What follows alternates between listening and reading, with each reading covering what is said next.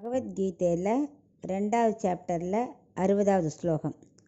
யததோ ஹ்யாபி கௌந்தேய புருஷஸ்ய விபஸ்சிதஹ இந்திரியாணி பிரமாத்தீனி ஹரந்தி பிரசபம் மனஹ. இப்போ இதுக்குள்ள அர்த்தத்தை பார்க்கலாம்.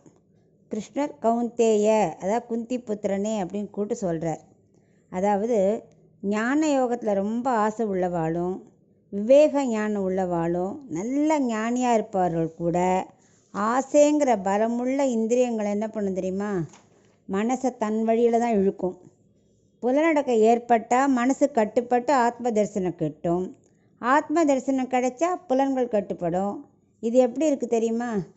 ஒரு பைத்தியம் பிடிச்ச பொண்ணை டாக்டர்கிட்ட கூட்டுன்னு போனான்.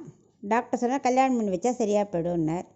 ஜோசியர்கிட்ட போனால் பைத்தியம் தெரிஞ்சப்பறம் கல்யாணம் பண்ணுங்கன்னா. அதை மாதிரி தான் இந்த புலன்கள் கட்டுப்படுறதும் மனசை கட்டுப்படுத்துறதும் ரெண்டும் சேர்ந்து கிடைக்கிறது அவ்வளோ கஷ்டம் அப்படின்னு ஒரு சின்ன உதாரணத்தோடு அவர் சொல்கிறார்.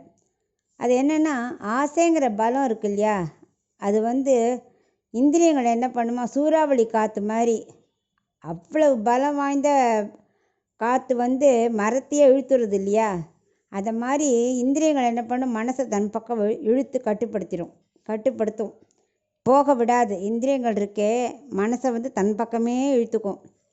தேவர்கள் நித்திய சூரியர்கள் கூட இதுக்கு விதிவிலக்கு இல்லை. நமக்கு தெரியும், இந்த கருடன் பாம்பை சாப்பிட போகும்போது ஆசைப்பட்டது. அப்போ ஸ்ரீமன் நாராயணன்கிட்ட அதை அடைக்கலமாக எடுத்து, அதனால் அவர் தரமாட்டேன்னார். அப்போ அவர் ஸ்ரீமன் நாராயணனே கேள்வி கேட்க ஆரம்பிச்சிட்டார் கருடன்.